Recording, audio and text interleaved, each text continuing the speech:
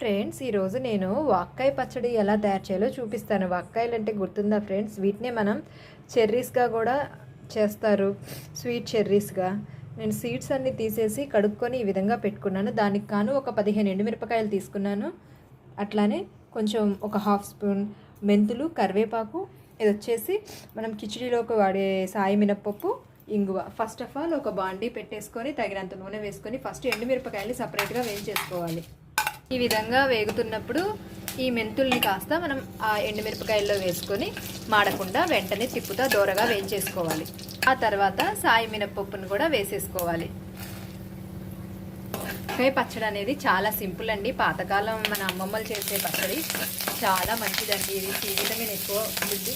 వెంటనే కరివేపాకు కూడా వేసేయాలి. ఇవంతా మాడకుండా మనం తిప్పుకుంటానే ఉండాలండి. ఇప్పుడు వీటన్నిటిని తీసి ఒక ప్లేట్లో ట్రాన్స్ఫర్ చేసేయండి. తర్వాత వాక్కాయలు వేసేయాలి. ఇప్పుడు ఈ వాక్కాయల్లోనే కొంచెం మగ్గిన తర్వాత మనం ఇంగువ వేసేద్దాం. అవి కూడా తిప్పుకుంటా ఉండండి మాడకుండా.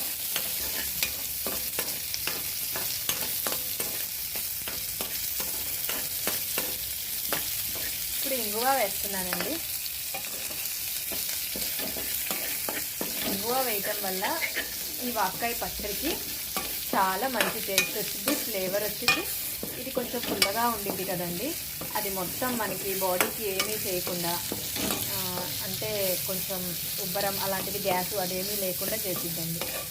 ఫ్రెండ్స్, మాకు మాడుతుంది ఇంకా, అందుకని ఆపేసాను. ఇది చల్లారిన తర్వాత ఫస్ట్ ఇది మొత్తాన్ని మనం ఎండుమిరపకాయలు, మెంతులు, కరివేపాకు, ఈ సాయి మినపప్పు కలిపి మిక్సీ వేసుకొని ఆ తర్వాత మనం ఈ వాక్కాయల్ని మిక్సీ వేసేసుకోవాలి. తగినంత టేస్ట్కి తగినంత ఉప్పు వేసుకొని.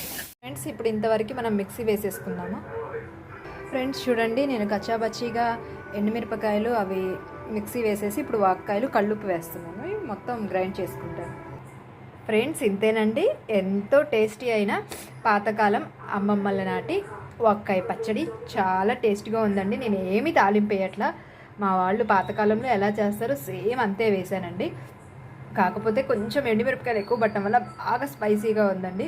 మీకు అప్పుడు కావాలంటే కొంచెం మీరు నిమ్మకాయ చెక్క పిండేసుకోండి. ఇది 4-5 రోజులు నిల్వ ఉండిద్దండి. ఎందుకంటే కొంచెం చిటికెడు మనం మిక్స్ చేసేటప్పుడు, గ్రైండ్ చేసుకునేటప్పుడు లిటిల్ బిట్ వాటర్ వేస్తాం. ఎందుకంటే అది మొత్తం కలవాలి కదండి, అందుకని. అంతే ఫ్రెండ్స్, ఒక్కసారి మీరు చేయండి. ఈ విధంగా వేడి వేడి అన్నంలో వేసుకొని తింటే సూపర్గా ఉండిద్ది. మీ పిల్లలకు కూడా పెట్టండి.